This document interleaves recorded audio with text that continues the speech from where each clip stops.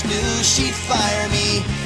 That's fine, the New York Times would beg to hire me. Till then I'd log alone. Blah, blah, blah, blah.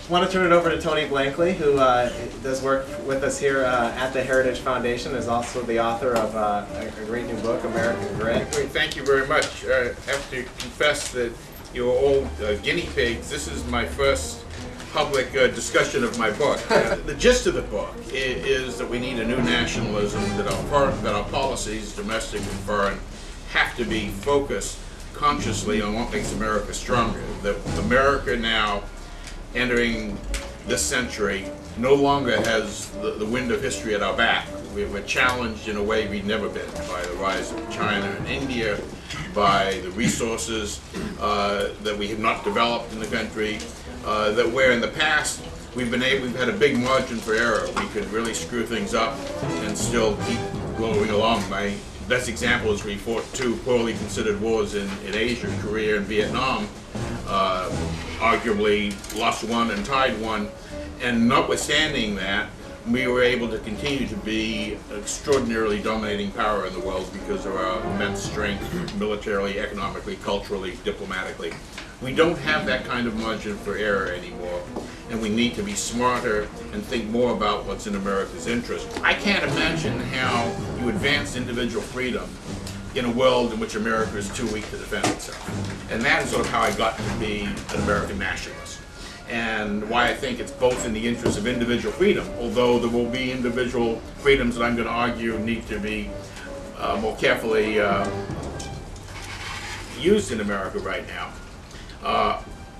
That led me to a couple of thoughts that we have lived in the last several decades in a time when we've been particularly aware of our rights in America and not too much aware of our duties as citizens. We always use those phrases together, rights and duties, but whether you're a libertarian conservative or a lefty, we've probably been thinking more about your rights, or on the economic front, what economic, I don't like to use the word rights regarding payments from the government to citizens. Those aren't really rights in any traditional theoretical sense of the word, but people think they have a right to free health care, they have a right to education. It's all, what can government give me, not what can I be doing for my country. And I obviously think back to Jack Kennedy's famous phrase, now 48 years ago, 1960, when he said, "Ask not what your country can do for you, but what you can do for your country."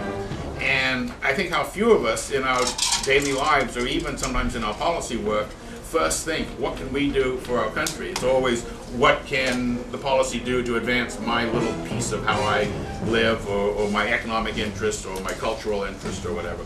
So I think we need to spend some time thinking about what we need to pay back to our country if we're going to continue to have a country that defends our individual freedoms. Thank you. I was discussing in the blog is reading my new book, American Grit, sort of laid out why I wanted to write it, my move from being a libertarian to being a nationalist, what it means which is really sort of a path where I think America's been changing. We need to come together as a country because we're in danger abroad, domestically, and I focus on a number of tough policy decisions that I think we have to make if we're going to be as strong in the end of the century in the world and able to defend the freedoms that we love as we are currently. The bloggers briefing is the first time I've done one. My last book came out before the web bloggers meetings a few years back. It's a wonderful opportunity. Obviously the room is filled with people who had intelligent questions, and then we had bloggers obviously digitally connected, and so it was an opportunity to share the views and get some feedback, so it was excellent. Well, some of the topics the media doesn't cover at all because they're not popular. One of course is the draft, which has got very little coverage and nobody's for it other than me right now. Some of the other topics, energy, obviously the media covers it a lot but badly.